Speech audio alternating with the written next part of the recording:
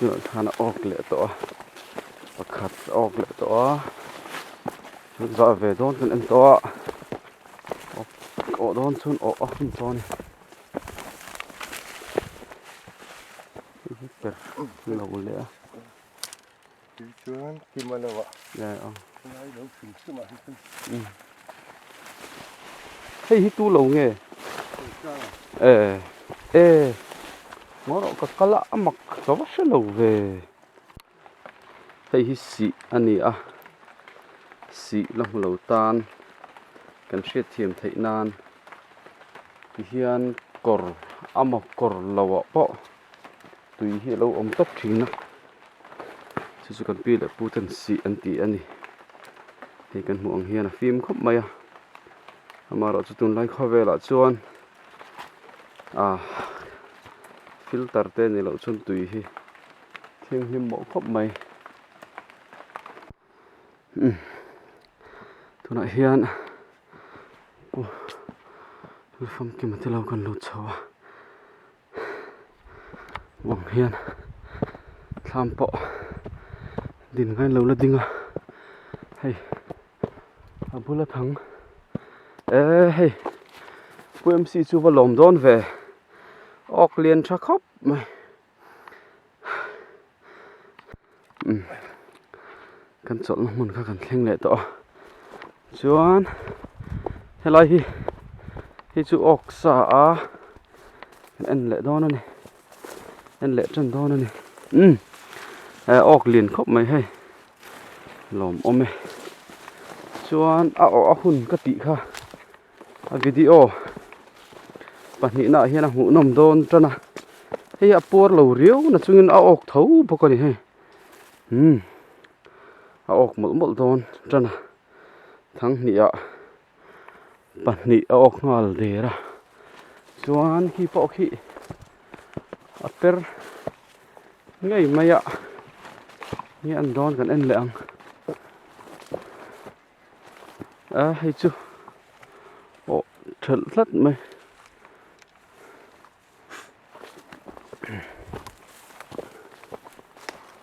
hello hi SAZU hi tầm đâu mình liền cái gì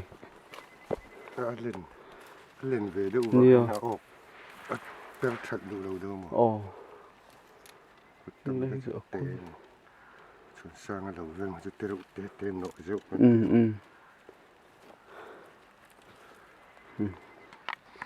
liền cho khóc này xuống thằng thị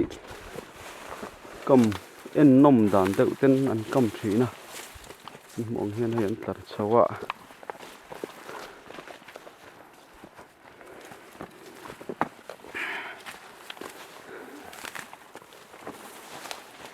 SAZU ăn liền tía xìa ta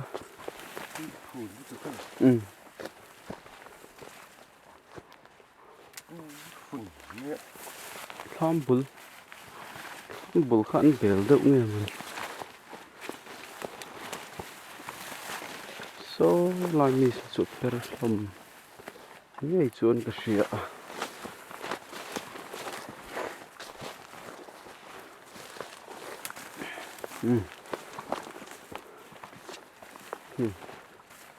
pero nuol maya kan kal zel don ne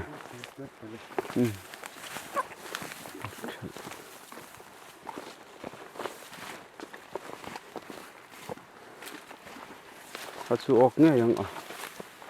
tí lạ mar lâu rồi mà bỏ per chuan là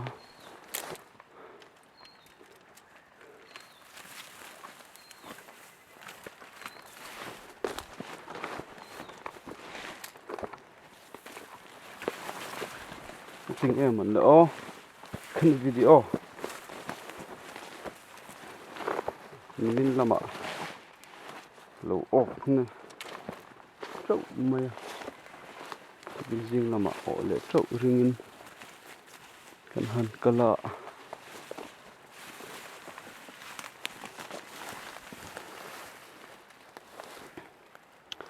mi đăng hi anh rồi nó cân lâu nghe mình này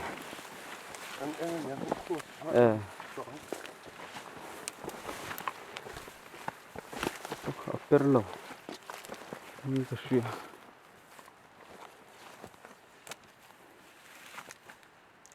như vào là mọi chuyện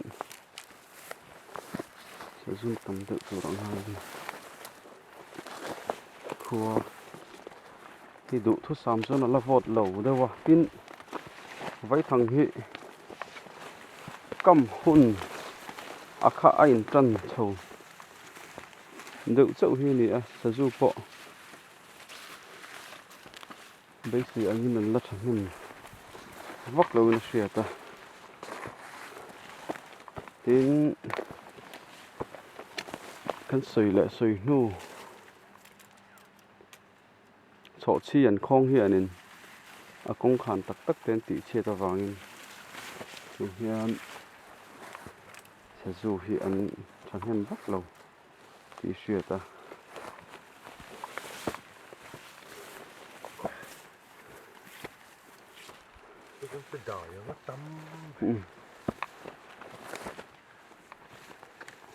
võ hôn sầu chân đâu này chôn hay làm bài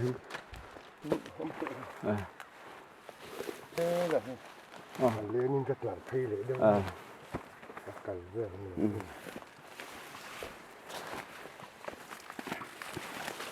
luôn là mặc con sầu lên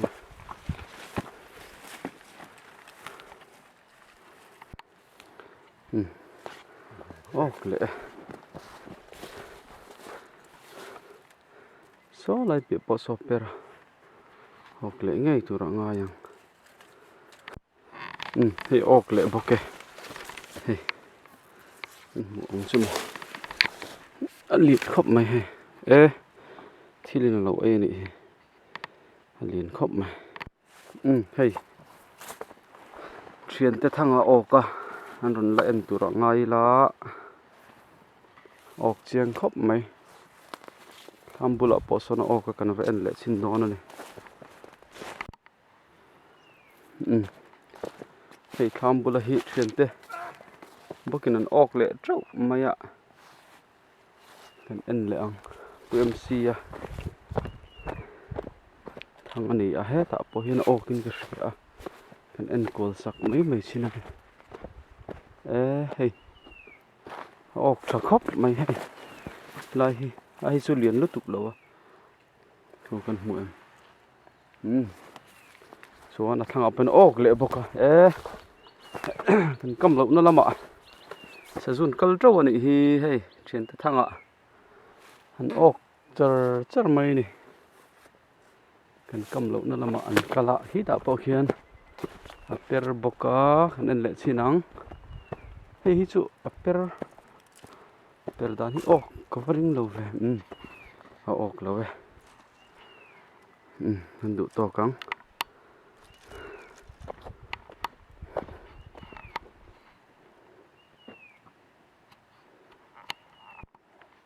cho nó hình cần ho tỏ đo nè nimin lắm chứ ạ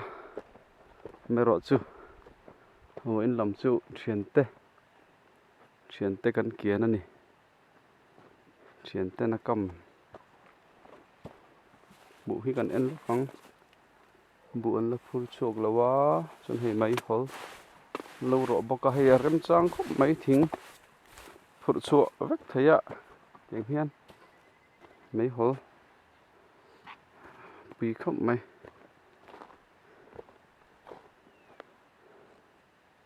ni hi ero asanga thura pai omlo